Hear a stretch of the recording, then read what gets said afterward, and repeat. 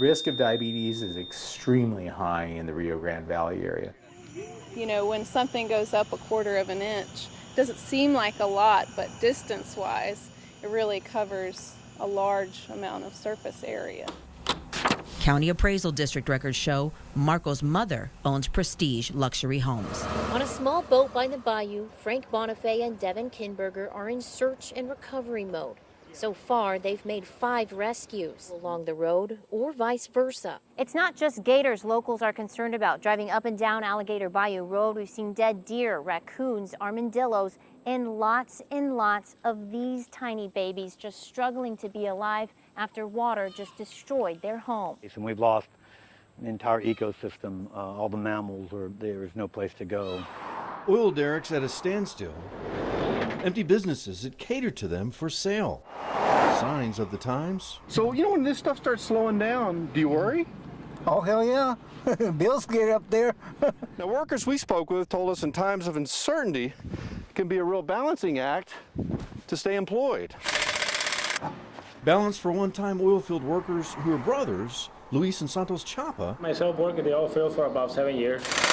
Meant finding an entirely new line of work. They saved up, then bailed out. Right next door, same thing. I said that my husband worked for the oil field for about 19 years.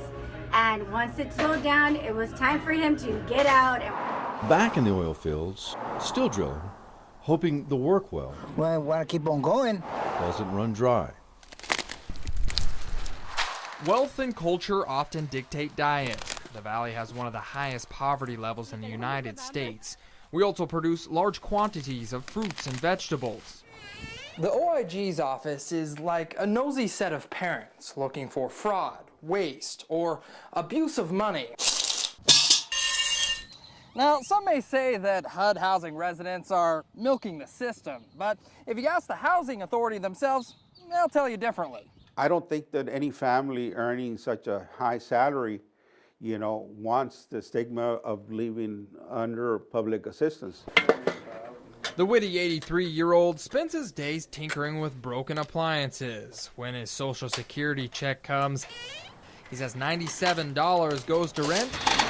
The rest goes to food and visiting his wife in Brownsville. He says he'd rather deal with a vacant lot than have another family make a deal with Prestige Luxury Homes.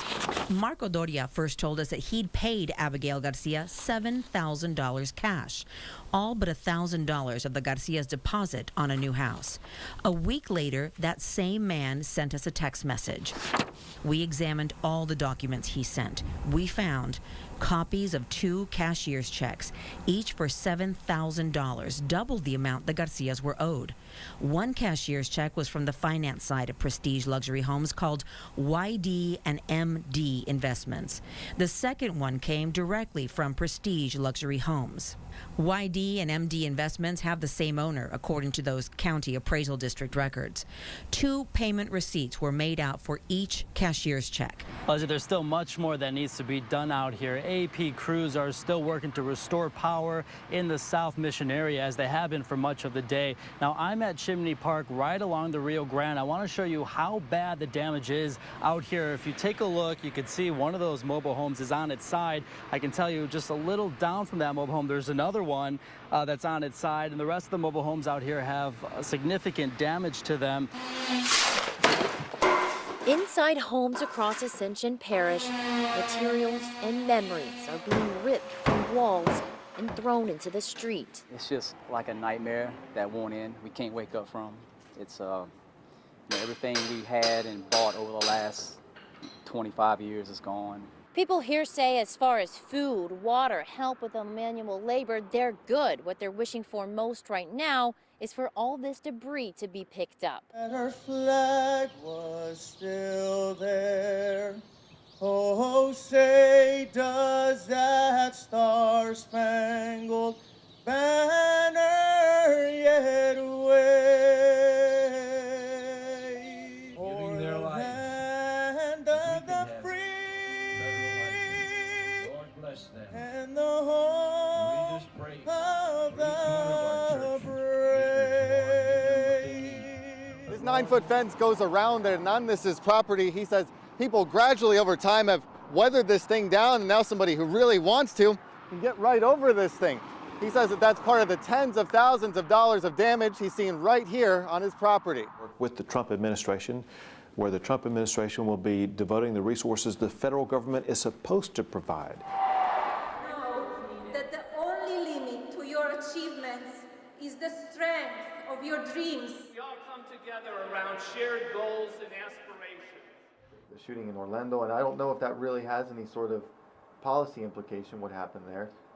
But what do you think, if you're forming policy, what do you think matters right now when we're talking about that issue? Well, I believe that all people should be safe and secure, no matter where they are. And that's really what my policy is about. It's about feeling safe and feeling the respect that you should have as an American citizen. And I got to go to Philly. An apple dumpling. So a lot of people, they walk up and they don't even know what it is. What's going on out there? To the Democratic National Convention.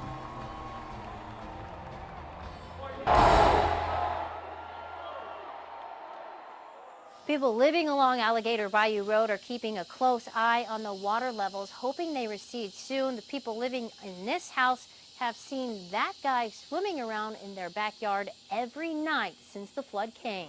When you look to the future, when you look all this, what do you think? What do you feel? Right now, we're just taking it day by day. Whether we have to rebuild or get a new house, I mean, something's going to happen. We're going to stick together as a community, help each other out like we've been doing this whole time. As far as I know, y'all are the first people, first news crew back here to do any coverage, anything to get, let other people know, what's going on. And fight to save their houses.